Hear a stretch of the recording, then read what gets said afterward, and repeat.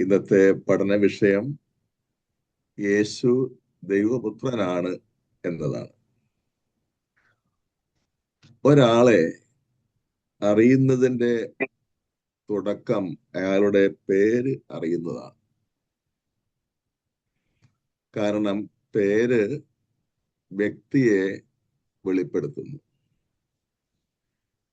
പുതിയ നിയമത്തിൽ ഏറ്റവും കൂടുതലായി യേശുവിന് ഉപയോഗിച്ച് കാണുന്ന പേരുകൾ ദൈവപുത്രൻ, ക്രിസ്തു അഥവാ മിശിഹ, കർത്താവ് എന്നിവയാണ്. ഇവയിൽ ദൈവപുത്രൻ എന്ന പേരാണ് ഏറ്റവും കൂടുതലായി ഉപയോഗിച്ച് കാണുന്നത്. ഏകദേശം പുതിയ നിയമത്തിൽ 50 തവണയോളം യേശുവിനെ ദൈവപുത്രൻ എന്ന് വിശേഷിപ്പിക്കുന്നു. 4 സുവിശേഷങ്ങളും പരിശ്രമിക്കുന്നത് യേശു ദൈവപുത്രനാണെന്ന് തെളിയിക്കാനാണ് എന്ന് സുവിശേഷങ്ങൾ പല സൂചനകളും കാണാൻ സാധിക്കും. സാധാരണഗതിയിൽ ഒരു ഗ്രന്ഥത്തിന്റെ ഉള്ളടക്കം മനസ്സിലാക്കാൻ അതിന്റെ പ്രാരംഭവും അതിന്റെ സമാപനവും വായിച്ചാൽ ഏകദേശം മനസ്സിലാകും. ഈ തത്വം വെച്ചുകൊണ്ട് സുവിശേഷങ്ങളുടെ തുടക്കവും ഒടുക്കവും നമുക്കിന്ന് പരിശോധിക്കാം. ഉദാഹരണം, ആദ്യത്തെ സുവിശേഷം അല്ലെങ്കിൽ ആദ്യം എഴുതപ്പെട്ട സുവിശേഷം എന്നറിയപ്പെടുന്ന മർക്കോസിന്റെ സുവിശേഷം എടുക്കാം. മർക്കോസിന്റെ സുവിശേഷം തുടങ്ങുന്നത് തന്നെ ഇങ്ങനെയാണ്. 1-ാം അധ്യായം 1-ാം വാക്യം, ദൈവപുത്രനായ ക്രിസ്തുവിന്റെ സുവിശേഷത്തിന്റെ ആരംഭം. ആ സുവിശേഷത്തിന്റെ ഏറ്റവും അവസാനം എന്ന് പറയുമ്പോൾ ഏറ്റവും അവസാനത്തെ വാക്യം എന്നല്ല, അവസാന ഭാഗം ഇങ്ങനെയാണ്: ഈശോയെ അതിക്രൂരമായി പീഡിപ്പിച്ച് വധിക്കാൻ മുൻകൈയെടുത്ത അല്ലെങ്കിൽ അതിനുവേണ്ടി നിയോഗിക്കപ്പെട്ട പട്ടാള മേലുദ്യോഗസ്ഥന്റെ ഒരു കുമ്പസാരമാണ്. അത് മർക്കോസ് 15:39 സത്യമായും ഈ മനുഷ്യൻ ദൈവപുത്രനായിരുന്നു. അപ്പൊ സുവിശേഷം ആരംഭിക്കുന്നത് ദൈവപുത്രനായ യേശുക്രിസ്തുവിന്റെ സുവിശേഷം എന്ന് പറഞ്ഞുകൊണ്ട് ആരംഭിക്കുന്നു. സുവിശേഷം സമാപിക്കുന്നത് ശതാധിപന്റെ ഏറ്റുപറച്ചിലിനോടെ ഇവൻ സത്യമായും ദൈവപുത്രനായിരുന്നു എന്ന പ്രസ്താവനയോടെ. ഇനി നമുക്ക് വേറെ സുവിശേഷം എടുക്കാം, യോഹന്നാന്റെ എടുക്കാം. യോഹന്നാന്റെ സുവിശേഷം ആരംഭിക്കുന്നത് എങ്ങനെയാണ്? 1-ാം അധ്യായം 1-ാം വാക്യത്തിൽ പറയാണ്, ആദിയിൽ വചനം ഉണ്ടായിരുന്നു, വചനം ദൈവമായിരുന്നു. എന്നിട്ട് 14-ാം വാക്യത്തിൽ പറയും വചനം മനുഷ്യനായി, വചനം അവിടെ അർത്ഥം ദൈവം എന്നാണ്, വചനം ലോഗോസ് മനുഷ്യനായി മാംസമായി നമ്മുടെ ഇടയിൽ വസിച്ചു. ഈ സുവിശേഷത്തിന് ഏറ്റവും അവസാനം വളരെ വ്യക്തമായിട്ട് നമ്മൾ വായിക്കുന്നത് എങ്ങനെയാണ്? 20-ാം അധ്യായം 30-31 വാക്യങ്ങൾ. അതിങ്ങനെയാണ്: ഈ ഗ്രന്ഥത്തിൽ എഴുതപ്പെടാത്ത മറ്റനേകം അടയാളങ്ങളും യേശു പ്രവർത്തിച്ചിട്ടുണ്ട്. ഇവ തന്നെയും എഴുതപ്പെട്ടിരിക്കുന്നത് യേശു ദൈവപുത്രനാണെന്ന് നിങ്ങൾ വിശ്വസിക്കുന്നതിന്, അങ്ങനെ വിശ്വസിക്കുക നിമിത്തം നിങ്ങൾക്ക് നിത്യജീവൻ ഉണ്ടാകുന്നതിനും വേണ്ടിയാണ്. അപ്പൊ യോഹന്നാന്റെ സുവിശേഷവും തുടക്കത്തിലും ഒടുക്കത്തിലും വ്യക്തമായി പറയാണ് ഈശോ ദൈവപുത്രനാണ് അഥവാ ദൈവമാണ്. ഇനി മത്തായിയുടെ സുവിശേഷം എടുക്കുകയാണെങ്കിൽ അവിടെ 1-ാം അധ്യായത്തിൽ തുടക്കത്തിൽ തന്നെ യോസേപ്പ് പിതാവിനുള്ള മംഗളവാർത്തയിൽ മറിയത്തെ ഭാര്യയായി സ്വീകരിക്കാൻ ശങ്കിക്കേണ്ട അതിന് കാരണം പറഞ്ഞിരിക്കുന്നത് രണ്ടാണ്. പരിശുദ്ധാത്മാവിനാലാണ് ഗർഭിണിയായിരിക്കുന്നത്, മാത്രമല്ല അവൾ പ്രസവിക്കുന്ന കുഞ്ഞ് രക്ഷകനാണ്. 1:21 അവന് യേശു എന്ന് പേരിടണം, എന്തെന്നാൽ അവൻ തന്റെ ജനത്തെ അവരുടെ പാപങ്ങളിൽ നിന്ന് രക്ഷിക്കും. പാപത്തിൽ നിന്ന് രക്ഷിക്കാൻ മനുഷ്യന് സാധ്യമല്ല, ദൈവത്തിനെ സാധിക്കുകയുള്ളൂ. ആ സുവിശേഷം അവസാനിക്കുന്നത് എങ്ങനെയാണ്? മത്തായി 28:18 ശിഷ്യന്മാർക്കുള്ള കൽപ്പനയാണ്. ഈശോ പറയാണ്, സ്വർഗത്തിലും ഭൂമിയിലുമുള്ള സകല അധികാരവും എനിക്ക് നൽകപ്പെട്ടിരിക്കുന്നു. ആകയാൽ നിങ്ങൾ പോയി എല്ലാ ജനതകളെയും ശിഷ്യപ്പെടുത്തുകയും. അവിടുന്ന് ദൈവമാണെന്നുള്ളതിന്റെ പരോക്ഷമായ ഒരു പ്രഖ്യാപനമാണിത്. സ്വർഗത്തിലും ഭൂമിയിലുമുള്ള എല്ലാത്തിൻ്റെയും മേൽ അധികാരമുള്ളവൻ ദൈവമല്ലാതെ പിന്നെ ആരാണ്? സകല ജനത്തെയും ശിക്ഷപ്പെടുത്താൻ ഓർഡർ കൊടുക്കാൻ ദൈവത്തിനല്ല ആർക്കാണ് സാധിക്കുക?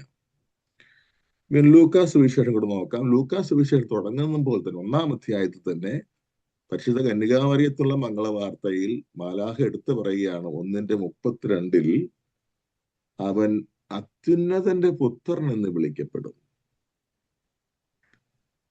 ആ സുവിശേഷം അവസാനിക്കുന്നത് ഭാഗത്ത് ലൂക്ക 24:52 നമ്മൾ കാണുന്നത് എങ്ങനെയാണ്? കർത്താവ് ശിഷ്യന്മാരിൽ സ്വർഗത്തിലേക്ക് പോകുന്ന ആ സമയത്താണ് അവർ അവനെ ആരാധിച്ചു. ദൈവത്തെ അല്ലേ ആരാധിക്കാൻ കടപ്പെട്ടിട്ടുള്ളൂ, മനുഷ്യരെയോ മാലാഖയോ ആരാധിക്കാൻ പാടില്ല. അപ്പൊ അവർ യേശുവിനെ ആരാധിച്ചു എന്ന് സുവിശേഷം പറയുമ്പോൾ ഈശോ ദൈവപുത്രനാണ് എന്ന് ഏറ്റുപറയുകയാണ്.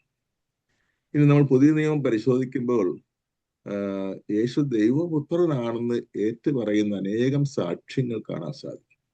ഏറ്റവും പ്രധാനപ്പെട്ടത് പിതാവായ ദൈവത്തിന്റെ സാക്ഷിയാണ്.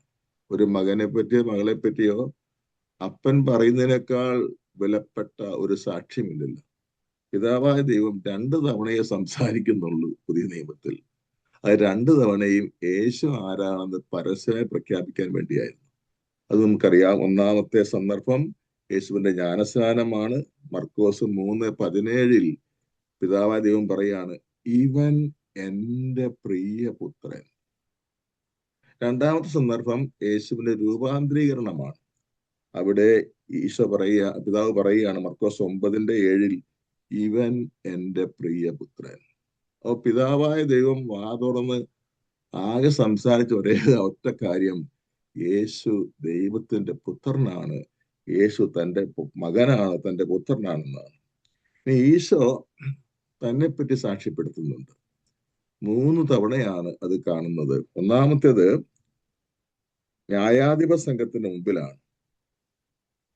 അത് വളരെ നിർണായകമായ സന്ദർഭമാണ്. ഈശോയെ വധിക്കുന്നതിന് ഒരു പ്രത്യേക മതിയായ കുറ്റമൊന്നും കാണാതെ വന്നപ്പോൾ പ്രധാന പുരോഹിതൻ ഒരു അടവ് പ്രയോഗിക്കുന്നു. അതിങ്ങനെയാണ്, ജീവനുള്ള ദൈവത്തിന്റെ നാമത്തിൽ ആണയിട്ട് ഞാൻ നിന്നോട് ചോദിക്കുന്നു, ദൈവത്തിന്റെ പുത്രനായ ക്രിസ്തുവാണ്.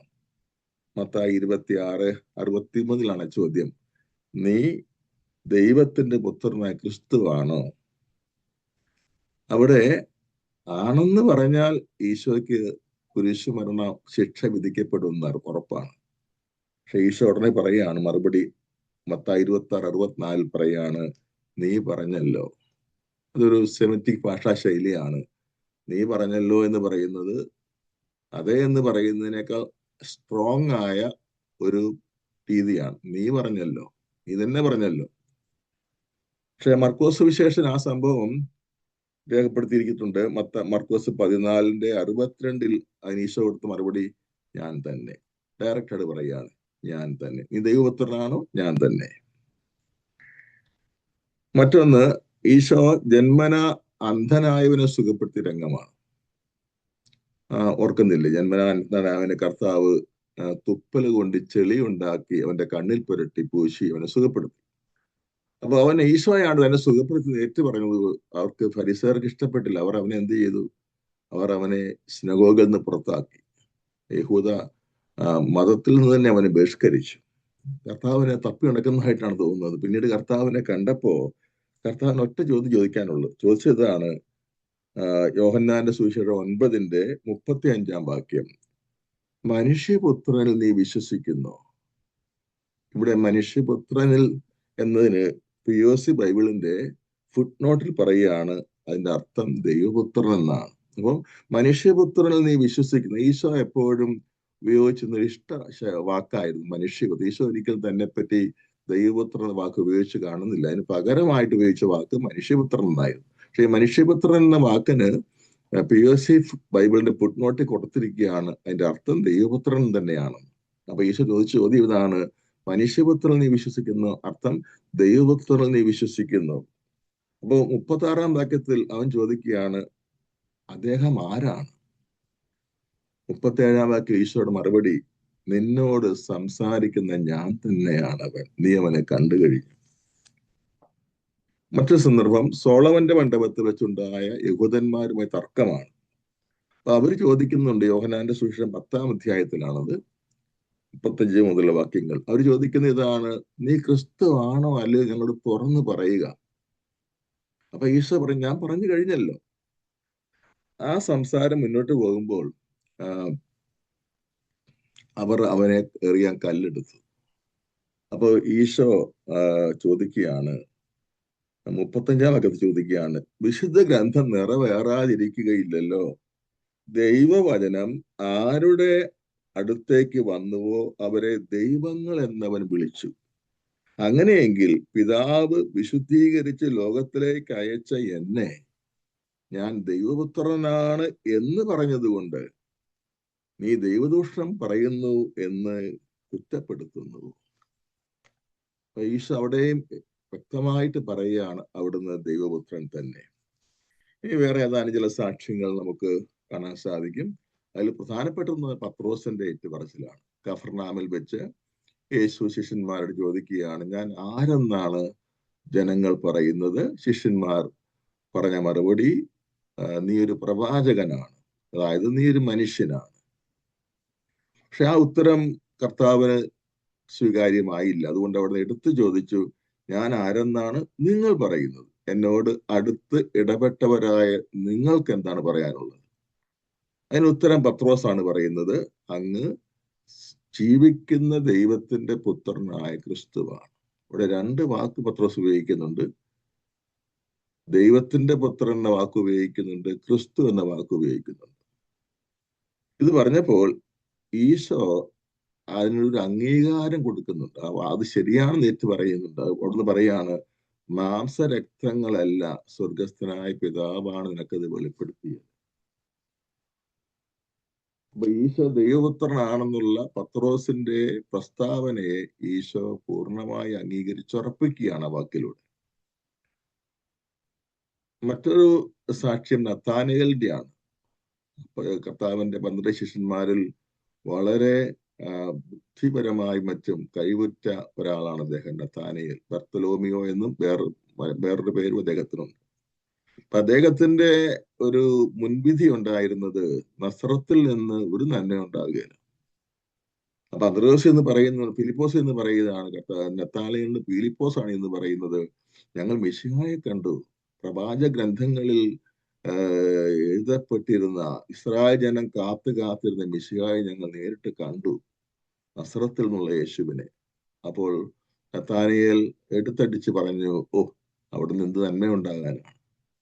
അത് പറഞ്ഞിങ്ങ് വരുമ്പോ നത്താനയേലിനെ ഈശോ അഭിമുഖീകരിച്ചു. കണ്ട ഉടനെ ഈശോ പറഞ്ഞു, നീ ആ അത്തിമരത്തിന് ചുവട്ടിലിരിക്കുമ്പോൾ ഞാൻ നിന്നെ കണ്ടല്ലോ. അത് നത്താനയേൽ വല്ലാതെ സ്വാധീനിച്ചു. നത്താനയേൽ ഉടനെ താണു വീണ് പറഞ്ഞ വാക്കിതാണ്, റബി, അങ്ങ് ദൈവപുത്രനാണ്, ഇസ്രായേലിന്റെ രാജാവുമാണ്. മറ്റൊരു സന്ദർഭം മർത്തായുടേതാണ്. ലാസർ മരിച്ചു കഴിഞ്ഞു. ഇവരെ അറിഞ്ഞിട്ട് ഈശോ മനഃപൂർവ്വം അങ്ങോട്ട് പോകാതെ കുറച്ച് ദിവസം കൂടെ ഉണ്ടായിരുന്നിടത്തിന് തങ്ങി. പിന്നീട് കർത്താവ് അവിടെ ചെല്ലുമ്പോൾ മർത്ത പറയുകയാണ്, നീ ഇവിടെ ഉണ്ടായിരുന്നെങ്കിൽ ഞങ്ങളുടെ സഹോദരൻ മരിക്കുകയില്ലായിരുന്നു. ഉടനെ ഈശോ പറയാണ്, ഞാനാണ് പുനരുദ്ധാനവും ജീവനും, നീ അത് വിശ്വസിക്കുന്നോ? മറുപടി കൊടുത്തത് ഇങ്ങനെയാണ്, വളരെ ശ്രദ്ധേയമാണ്. ഞാനാണ് പുനരുദ്ധാനം ജീവനും, നീ അത് വിശ്വസിക്കുന്നു ചോദിക്കുമ്പോ ഉവ്വ ഞാനത് വിശ്വസിക്കുന്നു പറയുന്നതിന് പകരം ഭർത്താവ് പറഞ്ഞ വാക്കിതാണ്, നീ ദൈവപുത്രനായ ക്രിസ്തുവാണെന്ന് ഞാൻ വിശ്വസിക്കുന്നു. സ്നാപയോഹന്നാന്റെ സാക്ഷ്യം മറ്റൊന്നാണ്. സ്നാപയോഹന്നാനെ പറ്റി നമുക്ക് എല്ലാവർക്കും അറിയാം. സ്നാപയോഹന്നാന് അസ്തിത്വം കൊടുത്തത് പോലും യേശുക്രിസ്തുവിനെ ഇസ്രായേലിൽ വെളിപ്പെടുത്താൻ വേണ്ടി മാത്രം. 18 മാസമാണ് സ്നാപകൻ ശുശ്രൂഷ ചെയ്തത്. അത് മുഴുവനും ക്രിസ്തു ആരാണെന്ന് പറയാൻ മാത്രം ജനിച്ച ആളാണ്. അപ്പൊ അദ്ദേഹം യോഹന്നാന്റെ സുവിശേഷം 1-ാം 34 പറയുന്നൊരു വാക്കുണ്ട്, അവൻ ദൈവപുത്രനാണെന്ന് ഞാൻ സാക്ഷ്യപ്പെടുത്തുന്നു. പിശാചുക്കൾ പോലും ഈശോ ദൈവപുത്രനാണെന്ന് പറയുന്നതായി സുവിശേഷകന്മാർ പറയുന്നുണ്ട്. അതിൽ ഏറ്റവും ശ്രദ്ധേയമായ ഒന്ന്, നമുക്ക് ഒരിക്കലും മറക്കാത്ത ഒന്നാണ്, ആ ശവകുടീരങ്ങളുടെ ഇടയിൽ താമസിച്ചിരുന്ന, വസ്ത്രം ധരിക്കാത്ത, ദേഹം മുഴുവനും കല്ലുകൊണ്ട് മുറിപ്പെടുത്തുന്ന, ചങ്ങലകളും വിലങ്ങുകളും വലിച്ചു പൊട്ടിക്കുന്ന ഭീകരനായ ഒരു പിശാചി ബാധിതൻ. 2000 പന്നികളിൽ ആവേശിച്ച് 2000 പന്നികൾ ചത്തുപോകാൻ തക്കവണ്ണം പിശാചുക്കളും ഒരു വലിയ കൂട്ടം അധിവസിച്ചിരുന്ന ആ മനുഷ്യൻ പറയുന്ന വാക്കാണ്, അല്ലെങ്കിൽ ആ മനുഷ്യനുള്ള പിശാച് പറയുന്ന വാക്കാണ് മർക്കോസ് 5:7. അത്യുന്നതനായ ദൈവത്തിന്റെ പുത്ര, എന്നെ പീഡിപ്പിക്കരുതേ. മരുഭൂമിയിൽ ഈശോയെ പരീക്ഷിക്കുന്ന പിശാചിനെ പറ്റി 3 സുവിശേഷന്മാരും പറയുന്നുണ്ട്. പിശാച് തുടങ്ങുന്നത് തന്നെ ഇങ്ങനെയാണ്: നീ ദൈവപുത്രനാണെങ്കിൽ ഈ കല്ലുകളോട് അപ്പം എന്ന് പറയുക, അപ്പമാകാൻ പറയുക. ഇപ്പൊ ദൈവപുത്രനാണെന്ന് പിശാചിന് ഉറപ്പുണ്ട്, അതുകൊണ്ടാണ് അങ്ങനെ പറയുന്നത്. ദൈവപുത്രനാണെങ്കിൽ അത് തെളിയിക്കുക എന്നാണ് പറയുന്നത്. ഇനി നമ്മൾ ഈ ദൈവപുത്രൻ എന്ന് ഈശോയെ ദൈവപുത്രൻ എന്ന് പറയുന്നതിന്റെ കുറച്ച് വിശദമായ അർത്ഥത്തിലേക്ക് നമ്മൾ കിടക്കാൻ ശ്രമിക്കുകയാണ്.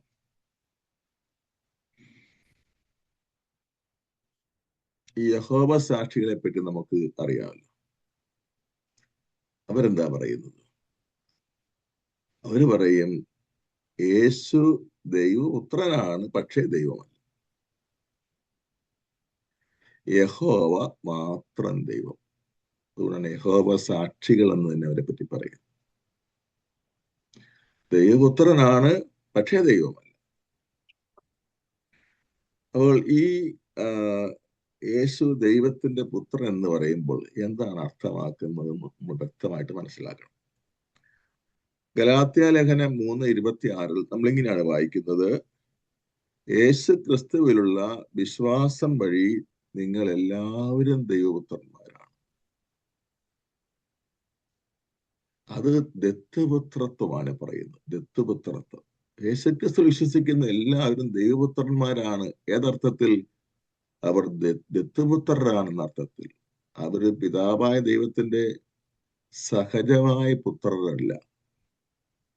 അപ്പൊ യേശു ദൈവപുത്രനാണെന്ന് പറയുമ്പോൾ ഒന്നാമതായി മനസ്സിലാക്കുന്നത്, ഇവിടെ നമ്മൾ പറയുന്ന ഒരു വാക്ക് തന്നെയുണ്ട്, അവിടുത്തെ ഏകപുത്രനും. AD 100 ആണ്ടോടുകൂടി രൂപം കൊണ്ടതാണ് അപ്പോസ്റ്റൽസ് ക്രീഡ്.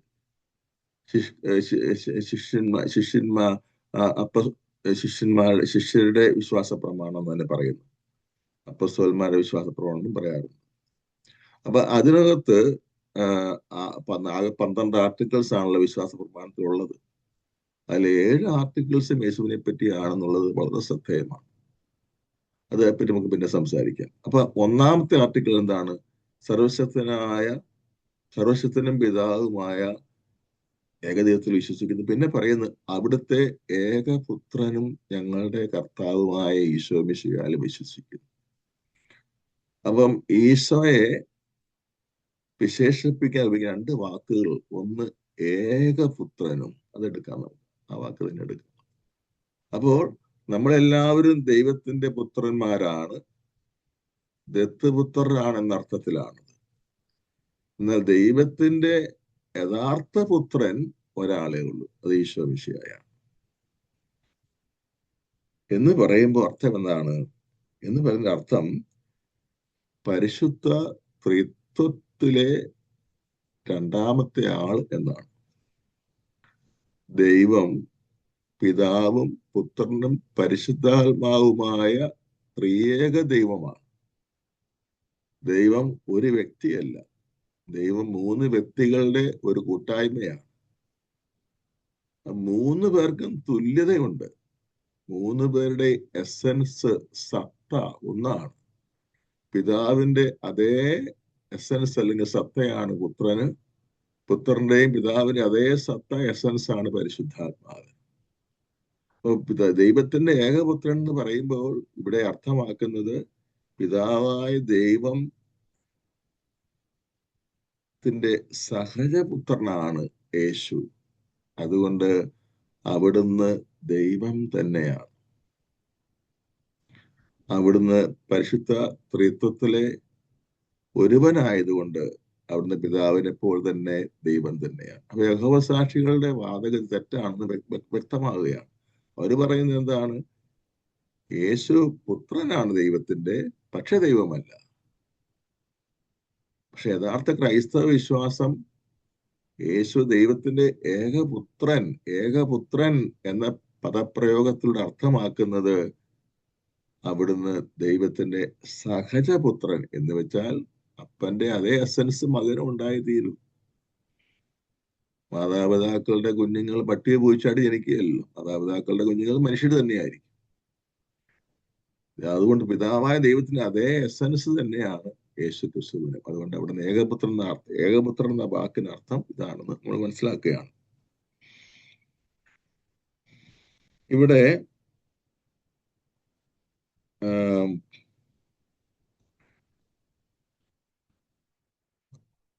ഏകസത്ത, ഈ ഞാൻ ആദ്യം പറഞ്ഞല്ലോ, അപ്പോസ്റ്റൽസ് ക്രീഡ് ഉണ്ടായത് ഏകദേശം 100-ാം ആണ്ടോട് കൂടിയാണ്.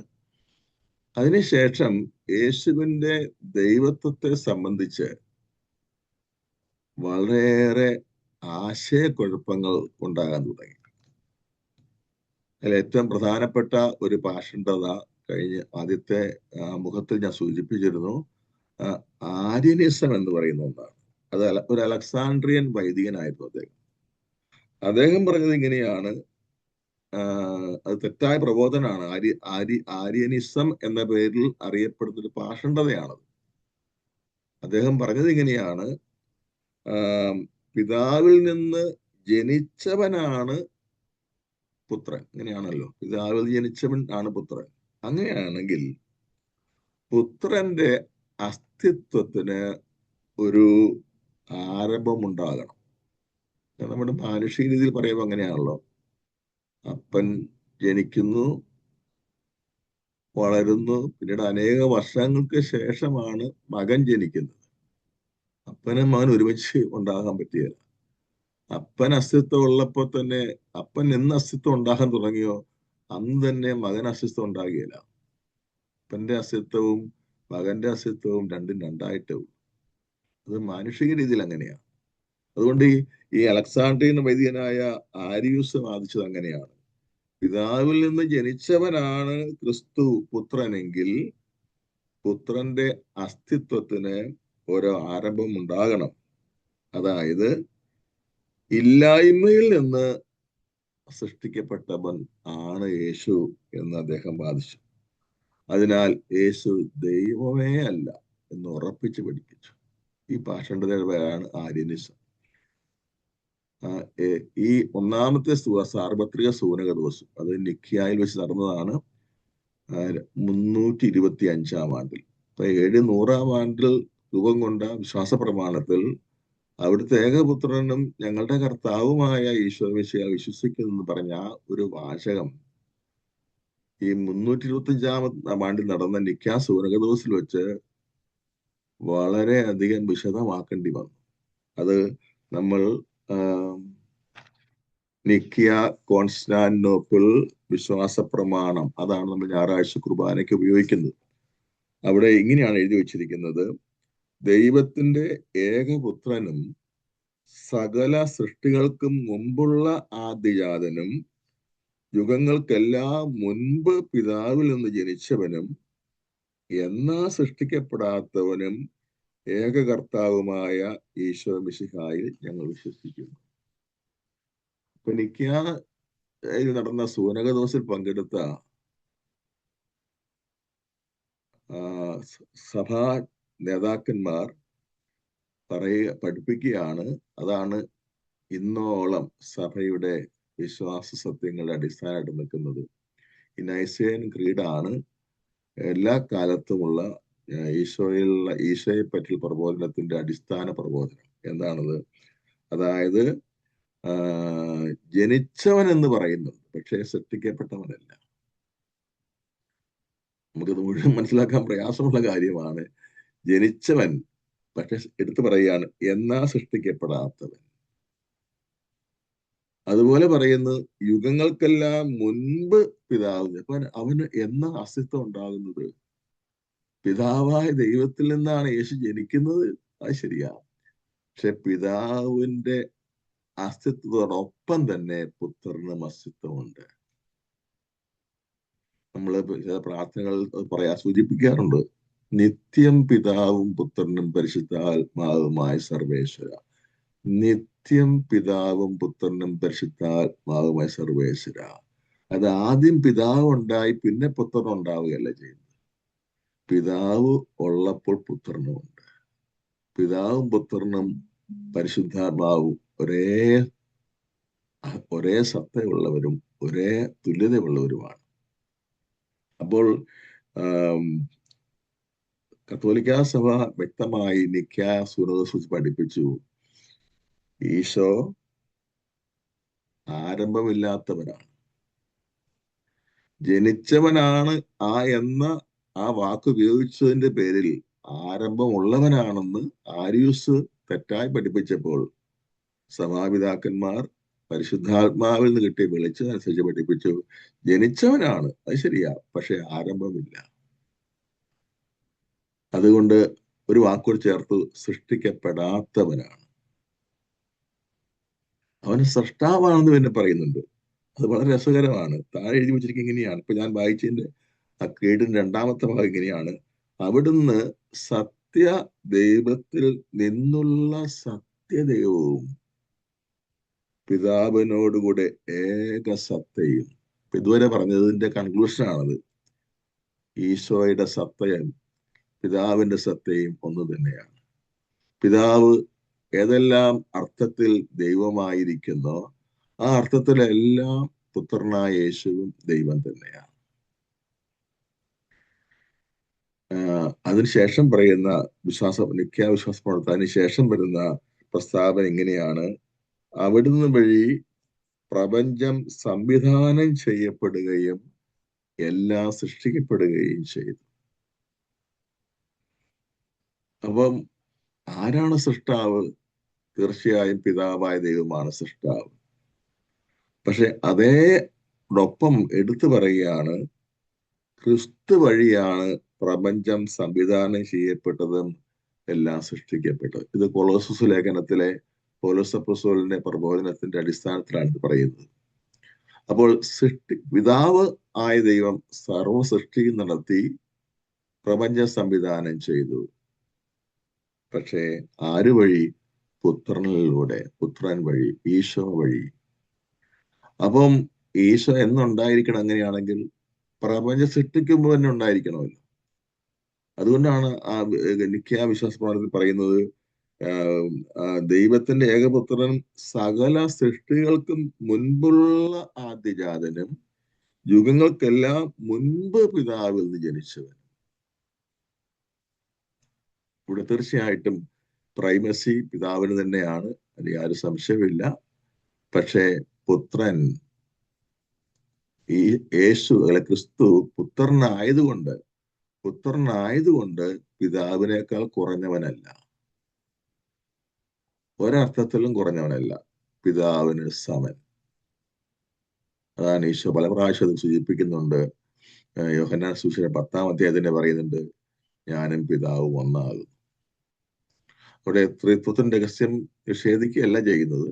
ത്രിത്വത്തിൽ 3 പേരും വ്യതിരിക്ത വ്യക്തികളാണ്. പിതാവ് ഒരു പ്രത്യേക വ്യക്തി, പുത്രൻ മറ്റൊരു പ്രത്യേക വ്യക്തി, പരിശുദ്ധാത്മാവ് മറ്റൊരു പ്രത്യേക വ്യക്തി. പക്ഷേ സത്ത 3 പേരുടെ ഒന്നായതുകൊണ്ട്, ദൈവിക സത്തയാണ് 3 പേരും പങ്കിടുന്നത് കൊണ്ട് ആണ് ഈശോ പറയുന്നത്, ഞാനും പിതാവും ഒന്നാകും. പിന്നീട് പീലിപ്പോസ് പറയുന്നുണ്ട് അന്ത്യത്താഴത്തിൽ വെച്ച്, ഈശോയെ പിതാവിനെ ഒന്ന് കാണിച്ചു തന്നാൽ മതി, ഞങ്ങൾക്ക് അത് മതി. ഈശോ ഒരുതരം ശാസനാപൂർവ്വം ചോദിക്കുകയാണ്, ഇത്രയേറെ കാലം ഞാൻ നിങ്ങളുടെ കൂടെ ആയിരുന്നു, നിങ്ങൾക്ക് എന്നെ മനസ്സിലാകാത്ത എന്തുകൊണ്ടാണ് പീലിപ്പോസെ? എന്നെ കാണുന്നവൻ പിതാവിനെ കാണുന്നു. അപ്പോ ഈ പിതാവിനോട് കൂടെ അവൻ ഏകസത്തയാണെന്ന് പറയുമ്പോൾ നമ്മൾ സഭ വ്യക്തമായിട്ട് പഠിപ്പിക്കുകയാണ്, ദൈവപുത്രന്റെ വാക്ക് സത്യത്തിൽ എന്താണ് സൂചിപ്പിക്കുന്നത്? ഈശോ ദൈവം തന്നെയാണെന്നുള്ളതിന്റെ വ്യക്തമായ പഠിപ്പിക്കലാണ് അവിടുന്ന് ദൈവപുത്രനാണെന്ന് പറയുന്നത്. അപ്പോൾ പറഞ്ഞ കാര്യങ്ങൾ ഒന്നുകൂടെ 4 പോയിന്റ് ഒന്നുകൂടെ പറയുകയാണെന്ന്. ദൈവത്തിന്റെ ഏകപുത്രനാണ് ഈശോ. നമ്മളെല്ലാവരും ഈശോയുള്ള വിശ്വാസം മൂലം ദൈവപുത്രന്മാരാണ്, ദൈവപുത്രിമാരാണ്. പക്ഷെ അത് ദത്തുപുത്ര സ്ഥാനമാണ് നമുക്കുള്ളത്. ദൈവത്തിന്റെ യഥാർത്ഥ പുത്രൻ, അല്ലെങ്കിൽ സഹജമായ രീതിയിലുള്ള ദൈവത്തിന്റെ പുത്രൻ എന്ന് ഒന്നേ ഉള്ളൂ. അതാണ് ഏകപുത്രൻ എന്ന് പറയുന്നത്. അത് ഈശോ മിശിഹായാണ്. അങ്ങനെ പറയുന്നതിന്റെ അർത്ഥം ഈശോ പരിശുദ്ധ ത്രിത്വത്തിലെ ഒരുവനായ ദൈവം തന്നെയാണെന്ന് കാണിക്കാൻ വേണ്ടിയാണ്. ദൈവത്തിന്റെ സഹജപുത്രൻ ദൈവം തന്നെ. അതുപോലെ അവൻ പിതാവായ ദൈവം സൃഷ്ടാവായിരിക്കുന്നത് പോലെ പുത്രനായ ദൈവവും സൃഷ്ടാവ് തന്നെയാണ്. അതാണ് എനിക്ക് വിശ്വാസ പ്രമാണം ഏറ്റു പറയുന്നത്. അവിടുന്ന് വഴി പ്രപഞ്ചം സംവിധാനം ചെയ്യപ്പെടുകയും എല്ലാം സൃഷ്ടിക്കപ്പെടുകയും ചെയ്തു.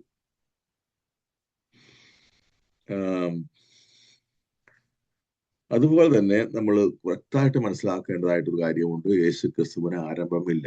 കാരണം ഒരിക്കൽ യഹൂദന്മാർ ചോദിക്കുന്നില്ലേ, കർത്താവുമായി വാദപ്രതിവാദത്തിൽ ഏർപ്പെട്ടപ്പോൾ അവരെ ഒത്തിരി പൊക്കി പറഞ്ഞ് ഞങ്ങൾക്ക് പിതാവായ അബ്രാഹമുണ്ടെന്നൊക്കെ പറയും. യേശു പറഞ്ഞു, ഞാൻ അബ്രാഹത്തിന് മുമ്പുണ്ടല്ലോ.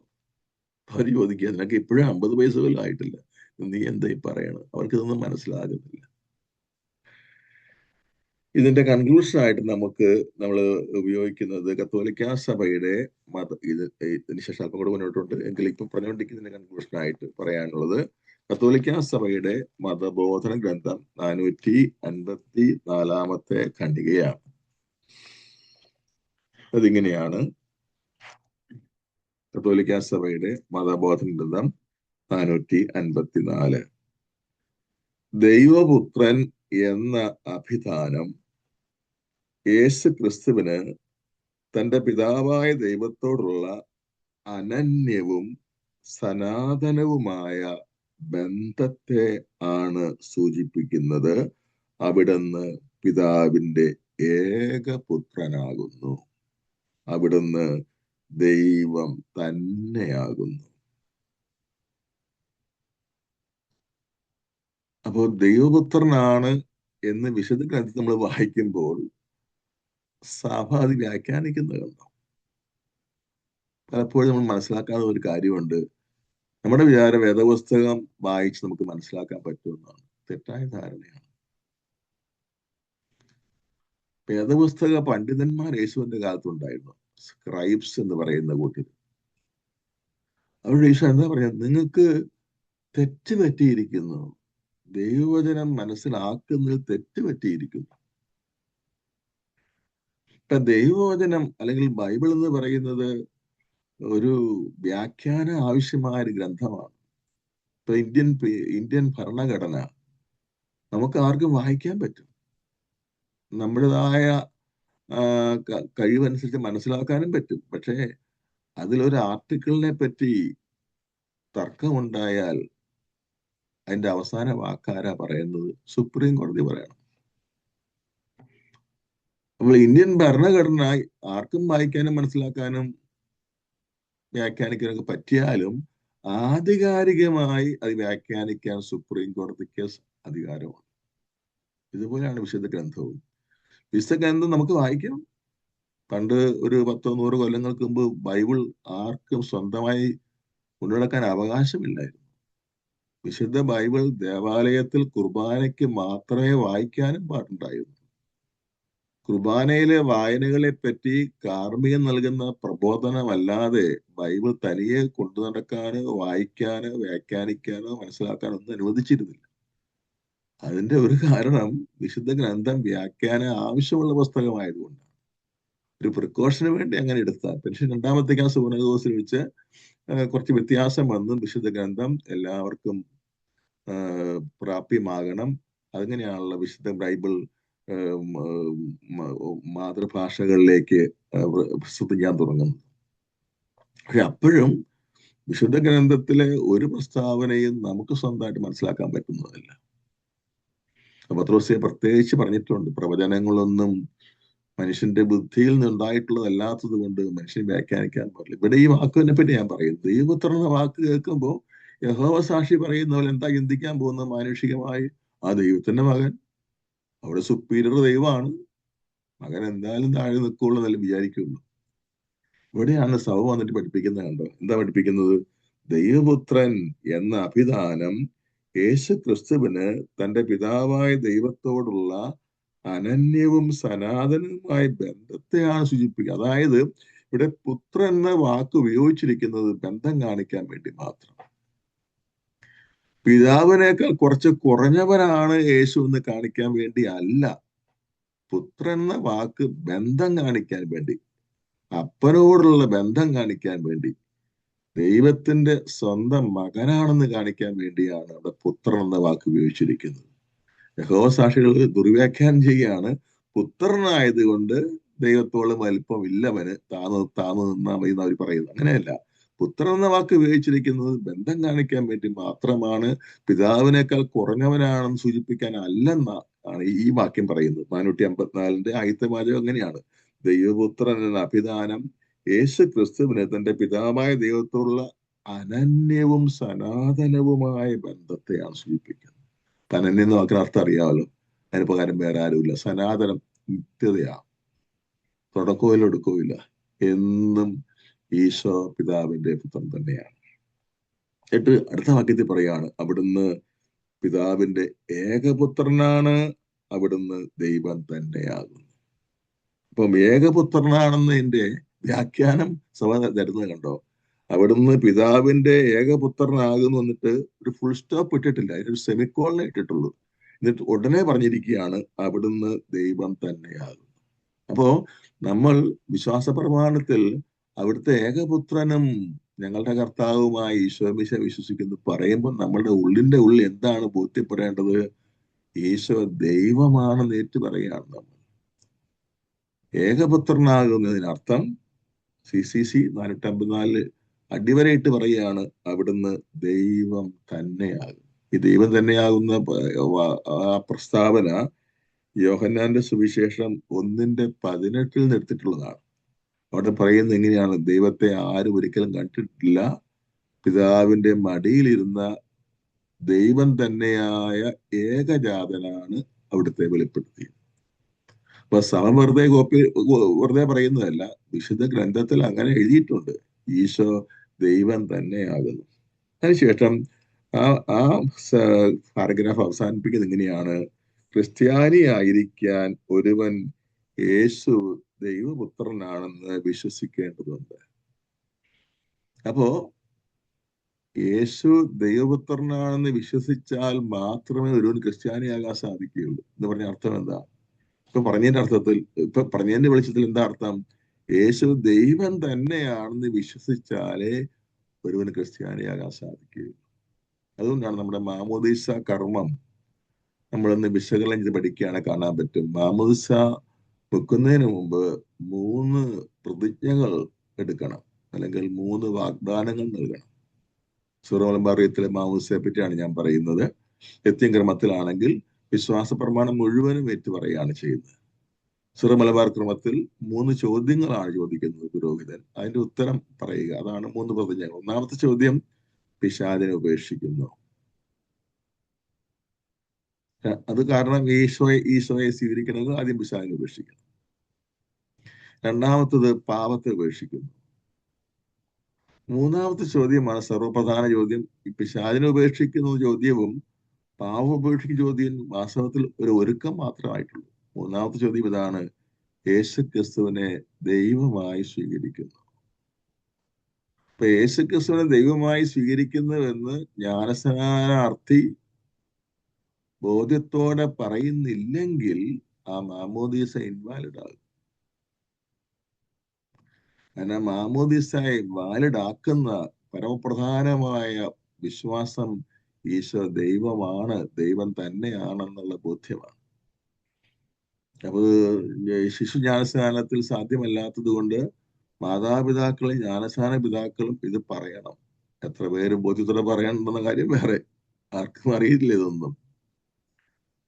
അച്ഛൻ ചോദിക്കുന്നതിന് അച്ഛൻ തന്നെ മറുപടി പറഞ്ഞു കൊടുക്കും, അത് ഏറ്റു പറയുന്നതല്ലാതെ ബോധ്യത്തോടെ ആരും പറയാറില്ല.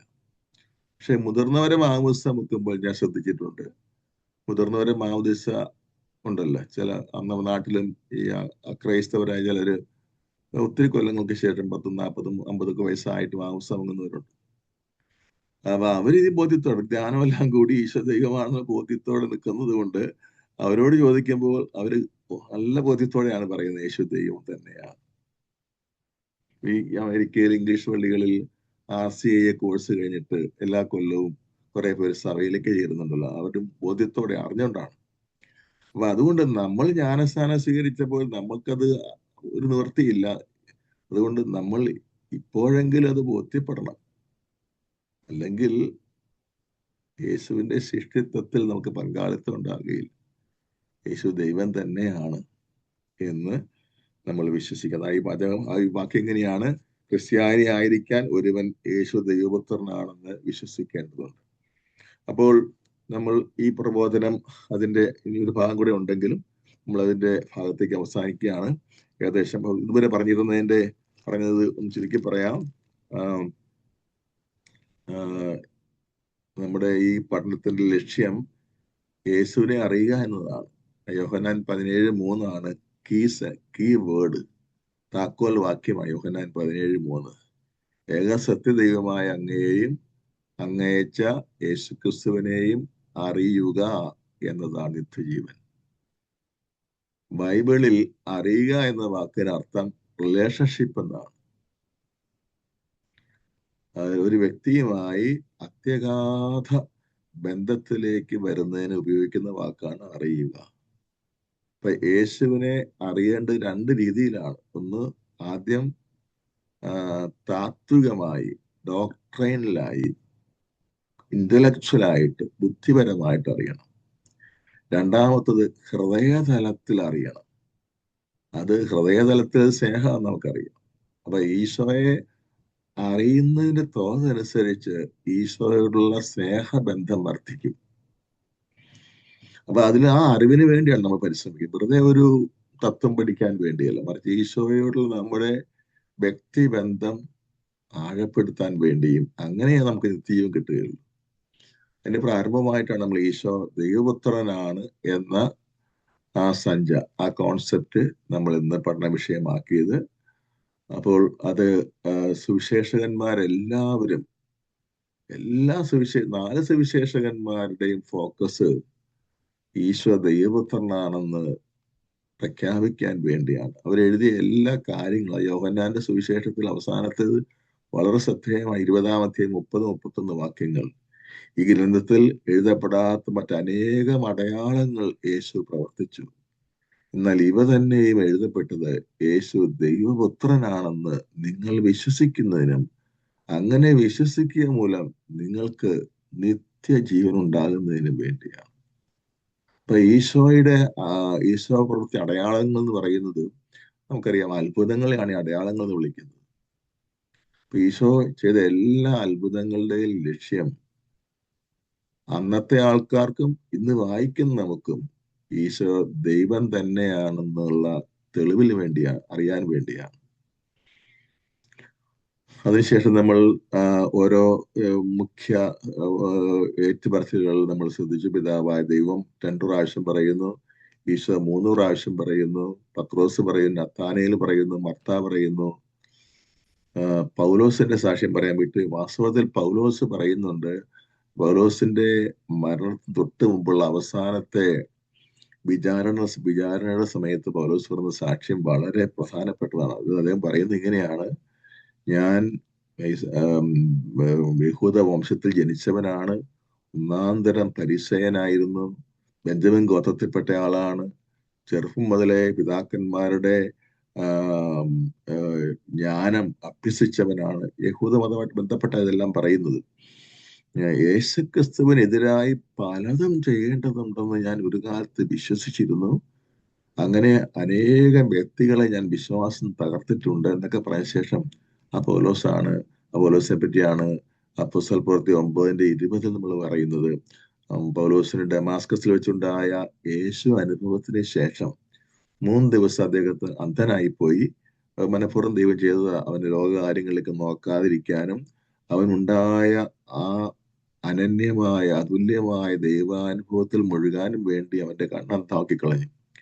ആ 3 ദിവസം കൊണ്ട് പൗലോസ് അടിമുടി മാറി. അതിനുശേഷം 9:20 നമ്മൾ വായിക്കുന്ന അപ്പോസ്തല പ്രവൃത്തി 9:1 മുതലാണ് ഡമാസ്കസ് സംഭവം വിവരിക്കുന്നത്. 9-ാം അധ്യായത്തിൽ 1 മുതൽ 20-ാം വാക്യമാകുമ്പോൾ നമ്മൾ വായിക്കുന്നത് ഇങ്ങനെയാണ്: വൈകാതെ സാവൂൾ സിനഗോഗുകൾ പഠിപ്പിക്കാൻ തുടങ്ങി, യേശു ദൈവപുത്രനാണ്. അപ്പൊ സിനഗോഗിൽ ഉണ്ടായിരുന്ന യഹൂദന്മാരുടെ പ്രതികരണം അവിടെ എഴുതി വെച്ചിട്ടുണ്ട്. അവർ പറഞ്ഞു, ഇവനല്ലേ ക്രിസ്ത്യാനികളായിട്ടുള്ളവരെല്ലാം കൊന്നുകൊണ്ട് നടക്കുന്നവൻ, അവനാണ് ഇവിടെ വന്ന് ഇത് പറയുന്നത്. എന്തൊരു മാറ്റാണ് സാവുകൾ ഉണ്ടായി നോക്കുക. ഈശോയുടെ നാമം കേൾക്കുമ്പോൾ കാർക്കിച്ചു തുപ്പിയിരുന്നവൻ ഈശോയുടെ സഭയെയും ഭൂമുഖത്ത് നിന്ന് തുടച്ചു മാറ്റാൻ വേണ്ടി തന്നെ കൊണ്ട് പറ്റുന്ന എല്ലാം ചെയ്തിരുന്നവൻ പിന്നെ പറയുന്നത് ഒറ്റ വാക്ക്, അവന്റെ പ്രസംഗ വിഷയം അതാണ്. 9:20 വൈകാതെ യേശു ദൈവപുത്രനാണെന്ന് അവൻ സിനഗോഗുകൾ പഠിപ്പിക്കാൻ തുടങ്ങി. അപ്പം ഈശോയുടെ ദൈവപുത്രത്വം പൗലോസ് അതാണ് പറഞ്ഞത്, പത്രോസ് അതല്ലേ പറഞ്ഞത്. പത്രോസ് അത് പറഞ്ഞപ്പോഴേ ഈശോ എന്താ പറയുന്നത്? നീ ഭാഗ്യം, പേര് തന്നെ മാറ്റിക്കളയും. അങ്ങ് ജീവിക്കുന്ന ദൈവത്തിന്റെ പുത്രനായ ക്രിസ്തു ആണ് എന്ന് പറഞ്ഞ ഉടനെ കർത്താവ് ശമയോന്റെ പേര് മാറ്റി. നീ പാറയാകുന്നു, ഈ പാറമേൽ സഭ ഞാൻ സ്ഥാപിക്കും. നീ ഭാഗ്യവാൻ എന്നും പറഞ്ഞു. സ്വർഗത്തിന്റെ താക്കോൽ നിനക്ക് തരുമെന്നും പറഞ്ഞു. അപ്പോൾ യേശു ദൈവപുത്രനാണ് എന്നുള്ള സഭയുടെ വിശ്വാസം നമ്മൾ പ്രഖ്യാപിക്കുമ്പോൾ അത് ബുദ്ധിപരമായി ബോധ്യപ്പെട്ടിട്ടാണ് പറയണതെങ്കിലും അത് നമ്മുടെ ജീവിതത്തിന്റെ മുഴുവനും ഭക്തിയുടെയും വിശ്വാസത്തിന്റെയും പ്രഖ്യാപനമാണ്. അതേപറ്റി യോഹന്നാന്റെ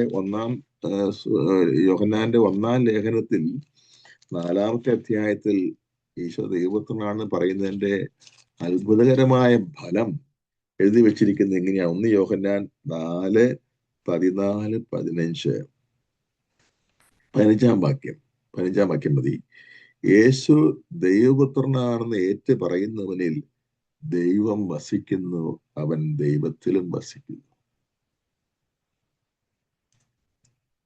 യേശു ദൈവപുത്രനാണെന്ന് ഏറ്റു പറയുന്നവനിൽ ദൈവം വസിക്കുന്നു. വീണ്ടും യോഹന്നാന്റെ അതേ 1-ാം ലേഖനം 5-ാം അധ്യായത്തിന്റെ 5-ാം വാക്യത്തിൽ നമ്മൾ വായിക്കുന്നത് എങ്ങനെയാണ്? യേശു ദൈവപുത്രനാണെന്ന് വിശ്വസിക്കുന്നവനല്ലാതെ മറ്റാരാണ് ലോകത്തെ ജയിക്കുന്നത്? ഈ ലോകത്ത് ജയിക്കുക എന്ന് പറഞ്ഞാൽ നമുക്കറിയാം, ലോകത്തിന്റെ അരൂപിയോട് പടവെട്ടുന്നവൻ, സ്പിരിറ്റ് ഓഫ് ദ വേൾഡ്. നമ്മളെല്ലാവരെയും നാം അറിയാതെ തന്നെ ബാധിക്കുന്ന ഒരു സംഗതിയായി ലോകത്തിന്റെ അരൂപി, സ്പിരിറ്റ് ഓഫ് ദ വേൾഡ്. യോഹന്നാൻ വ്യക്തമായിട്ട് പറയാണ്, യേശു ദൈവപുത്രനാണെന്ന് ഏറ്റു പറയുന്നവന് ലോകത്തിന്റെ ജയമുണ്ടാകും. ലോകം അവനെ മുക്കിക്കളയുകയില്ല, ലോകം അവനെ കീഴ്പ്പെടുത്തി കളയുകയില്ല, ലോകം അവനെ അതിന്റെ അടിമയാക്കുകയില്ല. യേശു ദൈവപുത്രനാണെന്ന് ഏറ്റു പറയുന്നവൻ. അതേ ലേഖനത്തിന്റെ 20-ാം വാക്യത്തിൽ പറയാണ്, ദൈവപുത്രൻ വന്നെന്നും സത്യസ്വരൂപനെ അറിയാനുള്ള കഴിവ് നമുക്ക് നൽകിയെന്നും നാം അറിയുന്നു. നാം ആകട്ടെ സത്യസ്വരൂപനിലും അവിടുത്തെ പുത്രനായ യേശു ക്രിസ്തുവിലുമാണ്. ഇവനാണ് സത്യദൈവവും നിത്യജീവനും. അതാണ് കൺക്ലൂഷൻ. യോഹന്നാൻ തന്റെ സുവിശേഷ രചനയും ലേഖന രചനയും അവസാനിപ്പിക്കുന്നത് ഈ വാക്യത്തോടെയാണ്. ദൈവപുത്രൻ വന്നെന്നും സത്യസ്വരൂപനെ അറിയാനുള്ള കഴിവ് നമുക്ക് നൽകിയെന്നും നാം അറിയുന്നു. നാം ആകട്ടെ സത്യസ്വരൂപനിലും അവിടുത്തെ പുത്രനായ യേശു ക്രിസ്തുവിലും ആണ്. ഇവനാണ് സത്യദൈവവും നിത്യജീവനും. Praise the lord. നമ്മൾ കഴിഞ്ഞ പ്രാവശ്യം അറിയിച്ചിരുന്നതനുസരിച്ച് ഒരു ഭാഗം കൂടെ നമ്മൾ ഇന്ന് കവർ ചെയ്യാതെ പോയിട്ടുണ്ട്. അത് ഈശോ ദൈവമാണെന്ന് തെളിയിച്ച സുവിശേഷ വിവരണങ്ങളാണ്. അത് വായിക്കാത്തവരൊന്ന് വായിച്ചു നോക്കുക. നമുക്കത് ഇവിടെ ഇപ്പൊ സമയം പറയാൻ സമയമില്ല. അത് ഒന്നൊറ്റ വാക്കിൽ പറയുകയാണെങ്കിൽ ഞാൻ പെട്ടെന്നൊന്ന് ഓടിച്ചു പറഞ്ഞു പോകാം. അത് ഒന്നാമത് ഈശോ ദൈവമാണെന്ന് ഈശോ തന്നെ തെളിയിച്ചിട്ടുണ്ട് ഈശോയുടെ പ്രവൃത്തികളിലൂടെ. അത്